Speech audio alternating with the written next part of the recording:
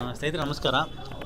Usually ಮಂಡಿ ನೋವು grade 3 grade 4 ಆಸ್ಟಿಯೋಆರ್ಥರೈಟಿಸ್ ಅಂತ ಹೋಗುವಾಗ ಫಸ್ಟು ವೆಯ್ಟ್ ಲಾಸ್ ಮಾಡಿ, ಎಸ್ಪೆಷಲಿ 130-140 kg ಇದ್ದಂತೂ ಫಸ್ಟ್ ವೆಯ್ಟ್ ಲಾಸ್ ಮಾಡಲೇಬೇಕು. ಇಲ್ಲ ಅಂತಂದರೆ ಅದು ಮಂಡಿನ ವಾಸಿನೇ ಆಗಲ್ಲ ಅಂತ ಹೇಳ್ತಾರೆ. ಸೊ ಇಲ್ಲ ಅಂತಂದರೆ ಅದಕ್ಕೆ ಬೇರೆ ಬೇರೆ ಯಾವುದಾದ್ರೂ ಸೊಲ್ಯೂಷನ್ಸು ಫೋಕಸ್ ಮಾಡಬೇಕಾದಂಥ ಸ್ಥಿತಿ ಇರುತ್ತೆ. ಬಟ್ ಇಲ್ಲಿ ನಮ್ಮ ಹತ್ರ ಒಂದು ಪೇಷಂಟ್ ಇದ್ದರು. ಅವರು 133-134 kg ಇದ್ದರು ಸ್ಟಾರ್ಟಿಂಗ್ ಬಂದಾಗ. ಅವ್ರಿಗೆ ಮಂಡಿ ನೋವು ಕೂಡ ಸಿವಿಯರ್ ಗ್ರೇಡಲ್ಲೇ ಇತ್ತು. ಅವ್ರಿಗೂ ಕೂಡ ಎಲ್ಲ ಸೊಲ್ಯೂಷನ್ಸು ಹೇಳಿದರು. ಬಟ್ ಅವರು ಬೇಡ ಅಂತ ಹೇಳಿ ವಿತೌಟ್ ಸರ್ಜರಿ ನಾನು ಕ್ಯೂರ್ ಮಾಡ್ಕೋಬೇಕಂತ, ವಾಸಿ ಮಾಡ್ಕೋಬೇಕಂತ ಇಲ್ಲಿ ಬಂದಿದ್ದರು. ಅವ್ರಿಗೆ ವೆಯ್ಟ್ ಲಾಸ್ ಆಗಿರೋದು ಬರೀ 3 kg.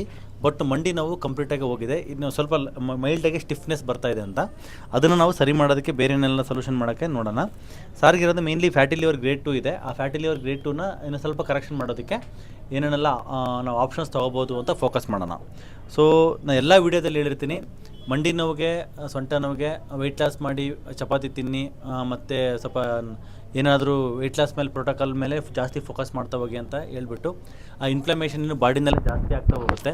ಆ ಇನ್ಫ್ಲಮೇಷನ್ನ ಫಸ್ಟ್ ಡೇಯಿಂದ ನಾವು ಕಡಿಮೆ ಮಾಡ್ತಾ ಬಂದರೆ ಅದರಿಂದ ಮಂಡಿ ನೋವು ಹೋಗುತ್ತೆ. ವೆಯ್ಟ್ ಲಾಸು ಕೂಡ ಅದು second benefit. Weight loss first ಬಂದು ನಾವು ಮಾಡ್ತಕ್ಕಂಥ ಇನ್ಫ್ಲಮೇಷನ್ ಇನ್ಫ್ಲಮೇಷನ್ ಅವಾಯ್ಡ್ ಮಾಡ್ತಕ್ಕಂಥ ಡಯಟ್ನ ಫಾಲೋ ಮಾಡೋದ್ರಿಂದ ಫಸ್ಟ್ ಪೇಯ್ನ್ ಕಡಿಮೆ ಆಗುತ್ತೆ. ಅದ್ರ ಜೊತೆಗೆ ವೆಯ್ಟ್ ಲಾಸು ಆಗುತ್ತೆ. ಯಾಕಂದರೆ ಇನ್ಫ್ಲಮೇಷನ್ ಕಡಿಮೆ ಆಗ ಫ್ಯಾಟಿ ಲಿವರ್ ಕೂಡ ನಾರ್ಮಲ್ ಆಗುತ್ತೆ. ಆಗ ವೆಯ್ಟ್ ಲಾಸ್ ಕೂಡ ಮೆಟಬಾಲಿಸಮ್ ಬೂಸ್ಟ್ ಆಗಿ ವೆಯ್ಟ್ ಲಾಸ್ ಕೂಡ ಆಗುತ್ತೆ.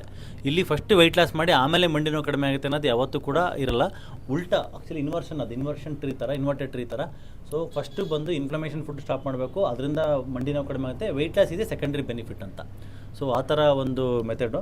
ಸೊ ಸಾರು ಅದೇ ಥರನೇ ಅವ್ರಿಗೆ ಮಂಡಿ ನೋವು ಆಲ್ಮೋಸ್ಟ್ ಕಡಿಮೆ ಆಗಿದೆ. ಸೊ ಹಾಗಾಗಿ ನಿಮಗೆ ಮಂಡಿ ನೋವು ಇತ್ತು ಅಂತಂದರೆ ಫಸ್ಟ್ ಚಪಾತಿ ತಿಂದು ವೆಯ್ಟ್ ಲಾಸ್ ಆಗಿ ಆಮೇಲೆ ನಾನು ಮಂಡಿ ನೋವು ಕಡಿಮೆ ಮಾಡ್ಕೊತೀನಿ ಅಂತಂದರೆ ಅದು ತಪ್ಪಾಗುತ್ತೆ. ಆ ಥರ ಮಾಡೋ ಅವಶ್ಯಕತೆ ಇಲ್ಲ ಅಂತ ಹೇಳಿ ಈ ಮಾತು ಮುಗಿಸ್ತೀನಿ. Thank you.